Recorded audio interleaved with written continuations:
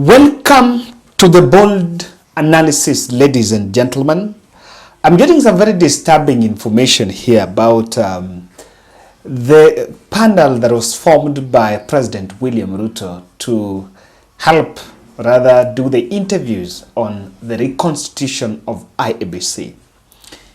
Do you know that despite of the political discussion about mediation talks between Kenya Kwanza and Azimio la Umoja that have also touched on the constitution of IEBC, that panel that William Ruto formed in February has held 16 meetings. Now, one of the shocking information about it is that different government stakeholders around this panel have remained cagey and are rather more overprotective when they are asked about the role of that commission, given that the bipartisan talks is going to yield the next steps as far as the constitution of the commission is concerned.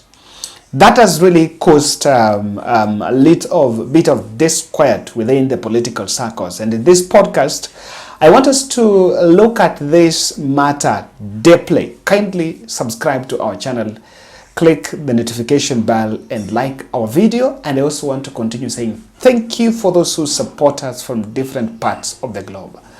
Asanteni sana. And by the way, I need to ask you, I need to warn you, we are in August and Nairobi is extremely cold. So if you are planning to come to Nairobi from any part of this country or any part of the world, then make sure you keep yourself warm. Nairobi is extremely cold. It seems we did not cross the July. You know, someone was making that joke. Now, back to politics. Wycliffe Ambetsa Oparanya, the former Kakamega governor, who is also Azimio principal and the deputy party leader of ODM party, wrote a letter to demand the disbandment of the commission or the panel that William Ruto formed, since the IEBC selection will be done after the bipartisan talks. But government declined to disband, while the members that have been there continue to draw taxpayers' money. Now, they are saying, the government side is saying, that when they finally come up with the list, or rather, what is going to happen from bipartisan talks is that they might inject new members into that commission, but the initial members that had been appointed are going to remain there.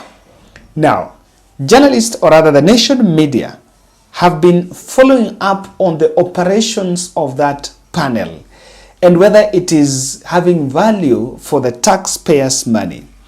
That government has played cagey. They tried to reach to the Senate clerk, who is actually, I think, the de facto one of the officials under the Parliamentary Service Commission, and they have been pushed to to National Assembly Speaker Moses Wetangula.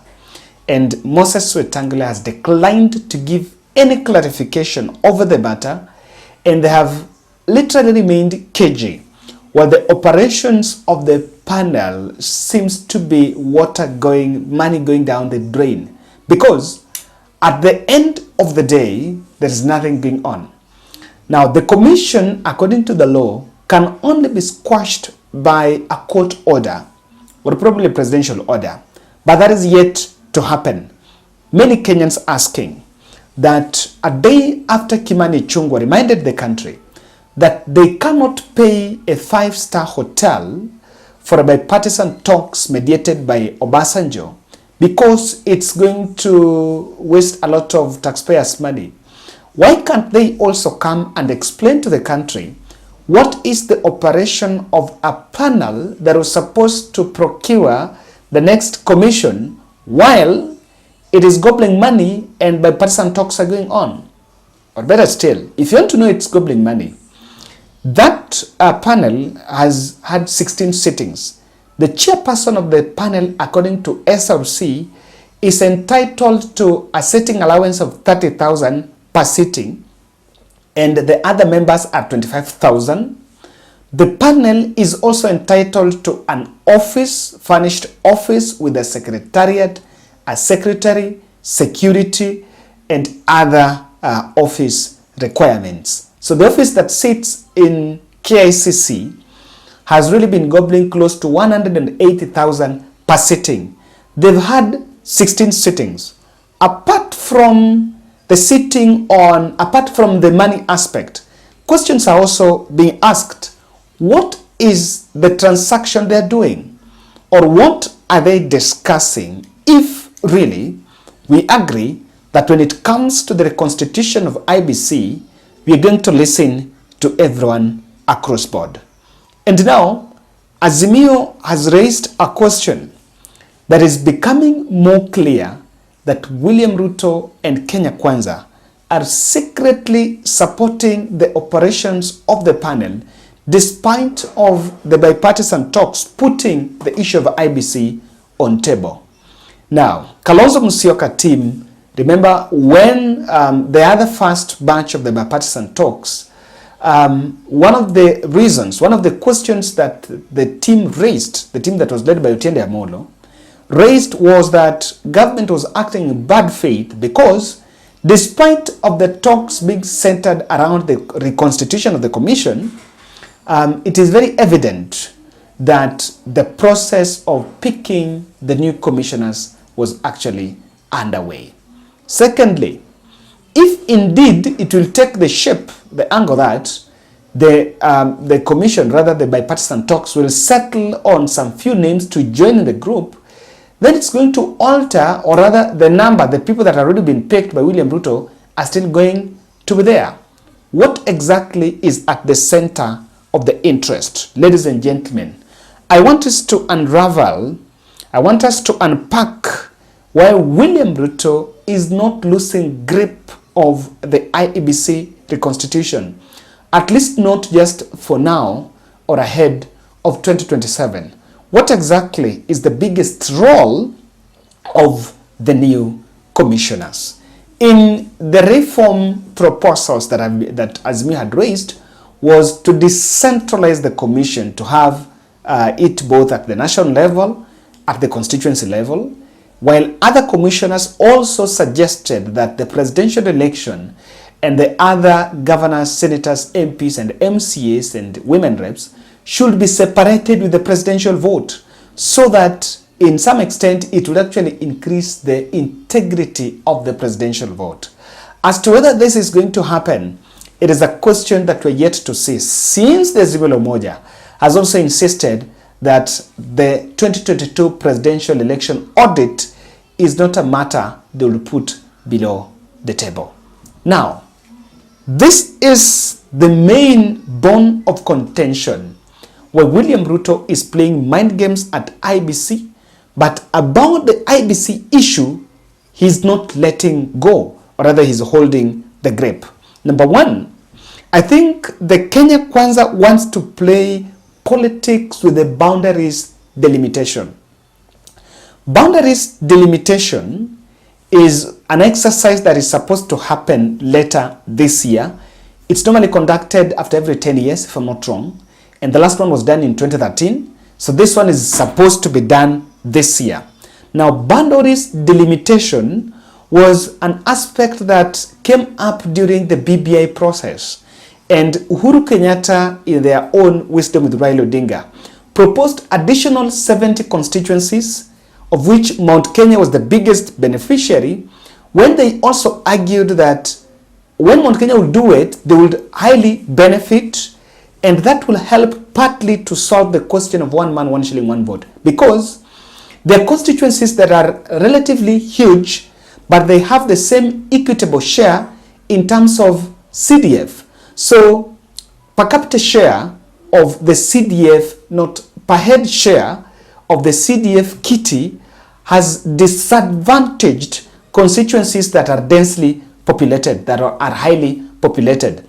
So that matter, whenever Mount Kenya region tries to bring the one man, one shilling, one vote, which I would highly expect that now that they were going to have a sit down with William Ruto, this is going to come up. It is in the corridors that William Ruto, President William Ruto, rather Kenya Kwanza, will try to toss some political tricks with the boundaries delimitation, so that regions that are raising the question of equity would benefit from the boundaries. And that is why even the Azimio la Umoja in their talks have also raised the question of boundary delimitation. It is a matter that is very emotive, and it is coming up here. Myself, and I think on Luo Nyanza, I don't know about any other place, but Alego Usonga is relatively huge. My MP Sam Atandi, I think, has in many occasions insisted, and I think we really have to lobby. Alego Usonga is relatively huge. Now, this is why I keep on insisting. The 1 man, 1 shilling, 1 vote, it seems to have been domesticated as a Mount Kenya problem, but it is a problem that have to be approached holistically. We need to look at every part of the country. Which place is densely populated?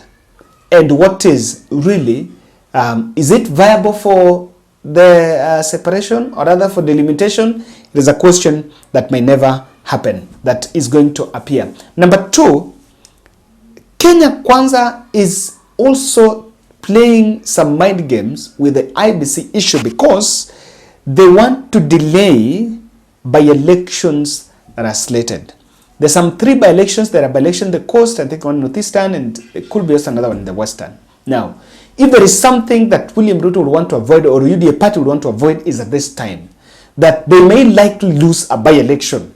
And if they lose a by-election, it is a big loss to Kenya Kwanza as of the moment. So the IBC, if they want to they need a leading commission, probably. Number 2, they want to delay any sort of a by-election. Number 3 is, according to Wafula Chebukati, the gap that was announced between Raila Odinga and Uhuru Kenyatta was 200,000 votes.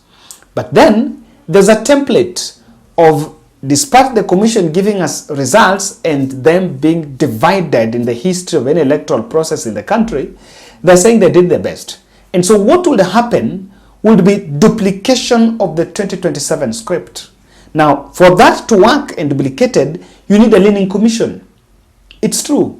Someone should not lie to you. And this lie has been peddled for quite so long, that elections are decided by the voters. It's a big lie.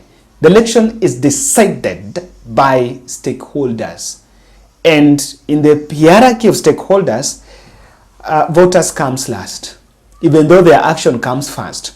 But in terms of the decision on who to decide, the stakeholders decide. So the 5 commissioners, the 7 commissioners at the IBC, and the 7 bench judges, the 5 commissioners at the IBC and the 7 bench judges are very key when that decision is to be made. The commissioners are 7, not 6. 7 commissioners and the 7 judges. These 14 fellows, actually the fellows that decide the fate of this country. I also see lucrative tenders at the center of the interest in the electoral body. Both sides, I can tell you, both Azimio la Umoja, both Kenya Kwanza, the huge tenders there. If you remember, during to the run-up to the last general election, there's a big question on the tenders, on how ballot printing tenders were influenced by influential people that were close to Wafula Chebukati. So closely, this is a matter that is at the center of interest.